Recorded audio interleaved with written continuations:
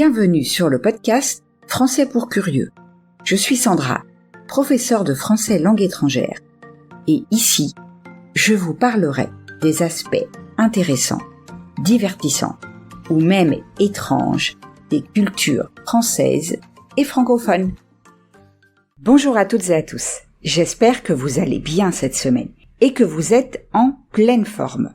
Aujourd'hui, je laisse de côté notre tour des régions françaises afin de vous parler d'un événement international dans le monde du cinéma, le Festival de Cannes. Comme d'habitude, un peu de vocabulaire utile afin de mieux comprendre l'épisode que vous allez écouter. Inachevé.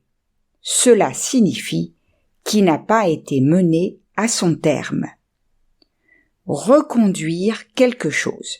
Cela signifie proroger un contrat sans modification ou maintenir quelque chose en vigueur selon les mêmes modalités.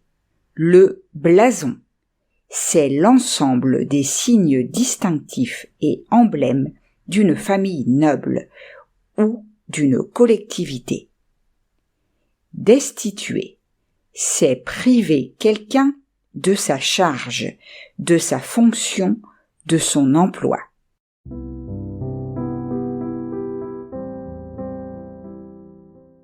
Entrons maintenant dans le vif du sujet et commençons par une introduction historique.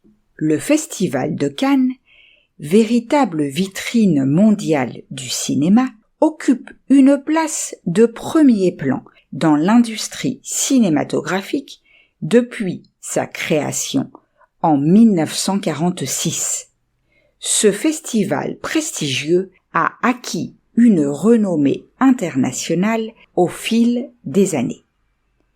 À l'origine, le Festival de Cannes a été conçu comme une réponse à la domination des festivals de cinéma fascistes de Venise et de Berlin avant la Seconde Guerre mondiale. La première édition devait avoir lieu en 1939, mais le jour de son ouverture, le 1er septembre, l'invasion de la Pologne par les troupes allemandes a conduit à son annulation définitive. La véritable première édition se déroule donc du 20 septembre au 5 octobre 1946, une fois le conflit mondial terminé. Bien que modeste, cette première édition a immédiatement captivé l'attention du monde entier par sa sélection de films de divers horizons culturels. Le film La bataille du Rail de René Clément a remporté le premier grand prix du festival, marquant ainsi le début d'une tradition prestigieuse. Le festival est reconduit en 1947. Cependant, le gouvernement français se refuse à financer un festival annuel. Que se passe-t-il alors ? La ville de Cannes finance la rapide construction du Palais des Festivals, appelé aussi Palais Croisette. Cette rapidité explique peut-être que lors de cette seconde édition, la toiture du palais, inachevée, est arrachée lors d'un orage. Le bal de clôture, ainsi que la remise des prix, ont donc lieu cette année-là au Casino municipal. En 1948 et 1950, pas de festival, en théorie, à cause de problèmes budgétaires. Cependant, en 1951, le festival abandonne le début de l'automne pour se dérouler au printemps.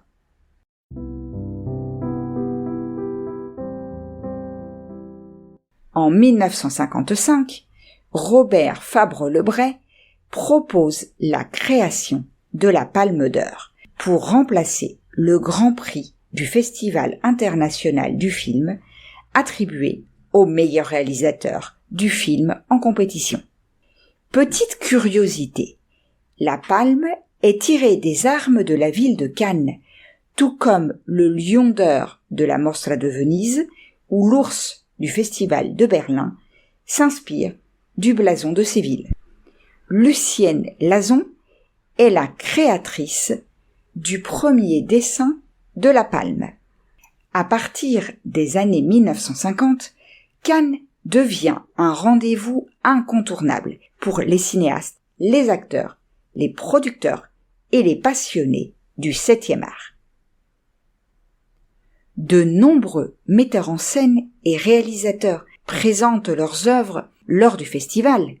Pour le cinéma français, impossible de ne pas vous citer Les 400 coups de François Truffaut et Hiroshima mon amour d'Alain Resnais.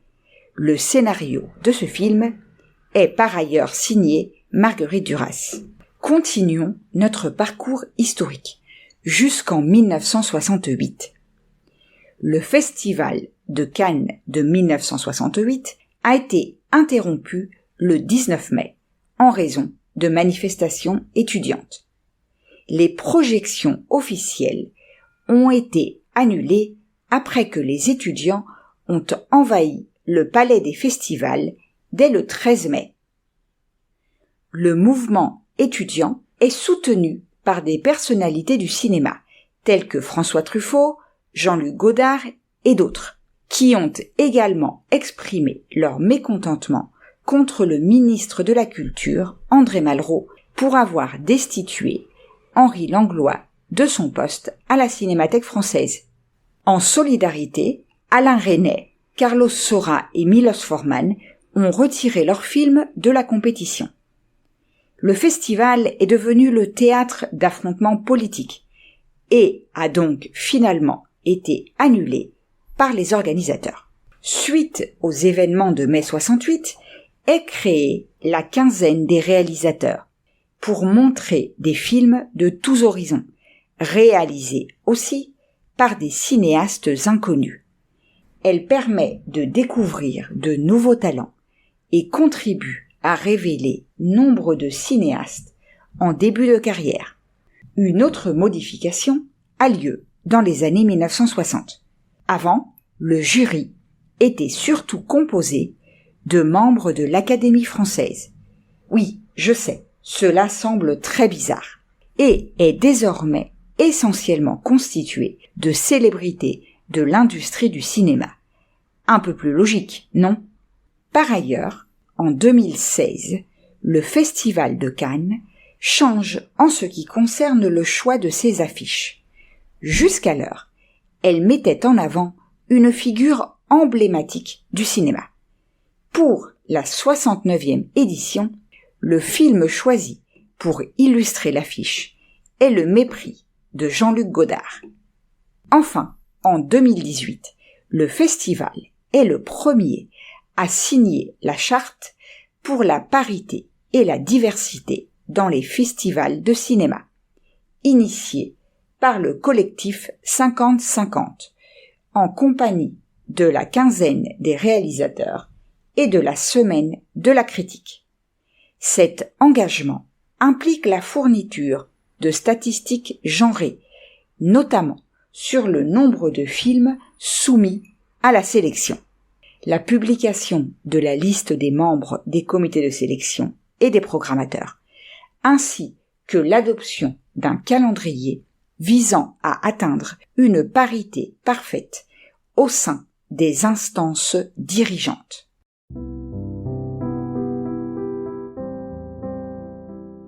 En ce qui concerne les prix décernés lors du festival, les deux prix principaux sont la Palme d'Or, bien sûr, ainsi que le Grand Prix du jury.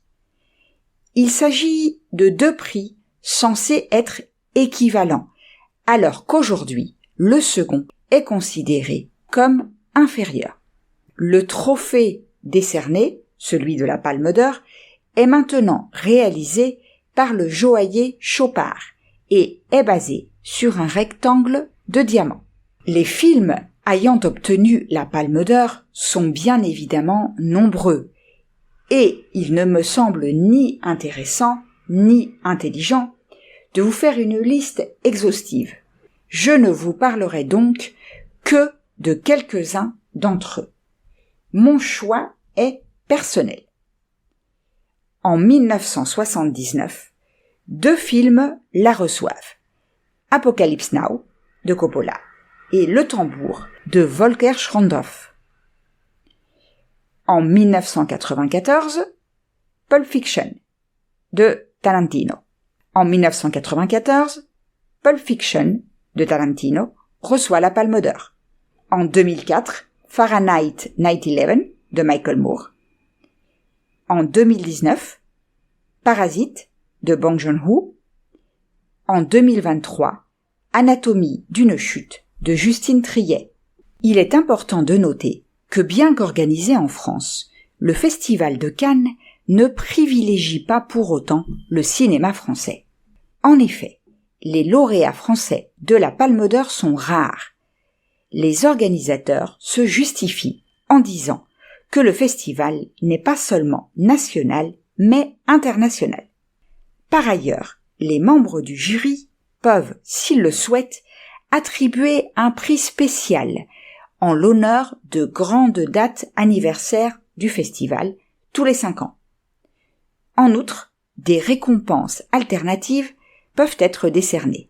Ainsi, pour honorer les carrières de Clint Eastwood et de Catherine Deneuve, le jury, présidé par Sean Penn, a eu l'autorisation de créer un prix spécial pour le 61e anniversaire en 2008. De même, Isabelle Huppert, la présidente du jury, a pu décerner un prix exceptionnel à Alain Resnais en 2009 pour souligner sa contribution majeure à l'histoire du cinéma. Ce dernier s'est déclaré surpris et ravi d'obtenir un prix inattendu dans une catégorie tout à fait surprenante. En conclusion, je peux vous dire que l'importance du Festival de Cannes dans l'industrie cinématographique mondiale est indéniable.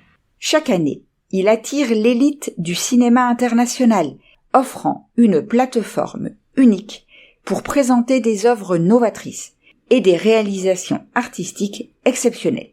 Les films en compétition bénéficient d'une visibilité sans précédent, ouvrant ainsi des portes à de nouveaux talents et propulsant des carrières vers de nouveaux sommets. De plus, les prix décernés lors du festival sont parmi les distinctions les plus prestigieuses du monde du cinéma. En somme, le Festival de Cannes demeure un phare inébranlable de la culture cinématographique mondiale, un lieu où l'art, l'industrie et la passion se rencontrent dans une célébration éblouissante du cinéma. Je termine en vous disant quelques mots sur l'édition 2024. Elle se déroulera du 14 au 25 mai au Palais des Festivals à Cannes. La présidente du jury est l'actrice et réalisatrice américaine Greta Gerwig, réalisatrice du film Barbie, sorti en 2023. 19 films sont en compétition.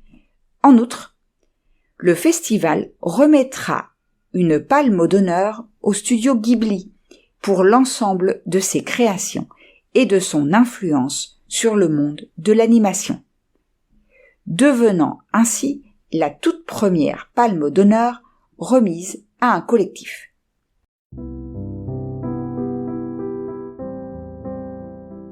Et voilà, nous arrivons au terme de l'épisode d'aujourd'hui. J'espère que vous avez aimé ce que vous avez entendu. Si c'est le cas, je vous invite à laisser un message sur votre plateforme d'écoute préférée et à partager l'épisode autour de vous.